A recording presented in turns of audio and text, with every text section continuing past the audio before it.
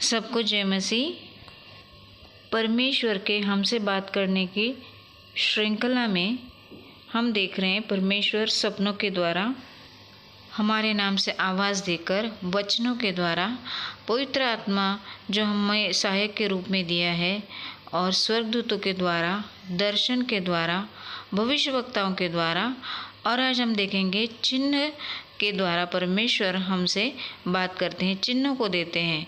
जब हम चिन्ह मांगते हैं परमेश्वर से तो परमेश्वर हमें चिन्ह भी देते हैं।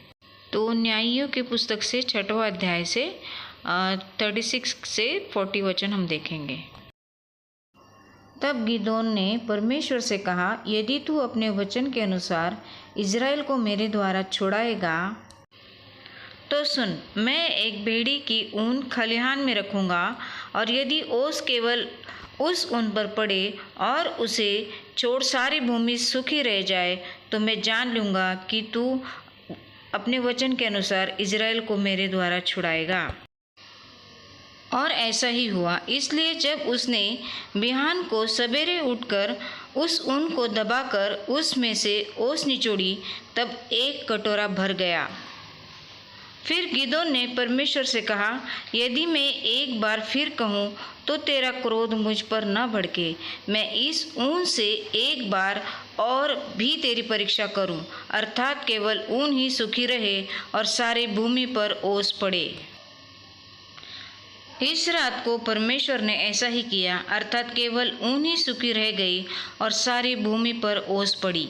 तो प्रियो, परमेश्वर चिन्हों के द्वारा भी बात करते हैं। अगर हमें कोई दुविधा है तो हम परमेश्वर से बोल सकते हैं कि परमेश्वर हमारे लिए ये चीज़ कर दो, या ये चीज़ हमारे लिए दिखा दो, तो वो हमारे लिए परमेश्वर की ओर से संकेत या संदेश होगा। गिदोन वो एक निर्बल पुरुष था और परमेश्वर ने कहा कि तुझे इज़राइलियों को बचाना है, और फिर उसने परमेश्वर से चिन्ह मांगा तो वो चिन्ह उसे मिला। प्रियो, चिन्ह यानी चमत्कार। चमत्कार क्या होता है? अनहोनी चीज़ का होना। तो परमेश्वर चिन्ह दिखाते हैं, उसमें चमत्कार होता है जो रियलिटी में मुश्किल लगता है। तो जब भी आप अटके कोई चीज़ में तो परमेश्वर से चिन्ह मांगे, और वो चिन्ह आपको चमत्कार के रूप में दिखे तो आप समझ जाना कि परमेश्वर आपसे वो चीज़ करने के लिए कह रहा है। प्रियो, मत्ती के 24 अध्याय में यीशु मसीह ने भी कुछ चिन्ह दिए हैं उसके दूसरे आगमन के।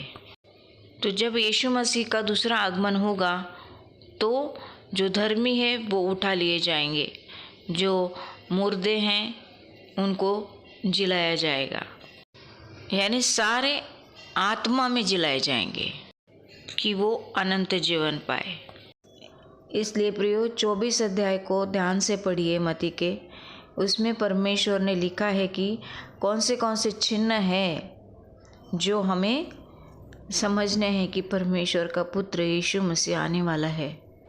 तो ये समय है प्रार्थनाओं का, वचन को साथ लेकर चलने का, और परमेश्वर के साथ चलना यानी वचन को लेकर चलना, और प्रार्थनाओं में हमेशा रहना। आमीन। परमेश्वर आप सबको आशीष दे।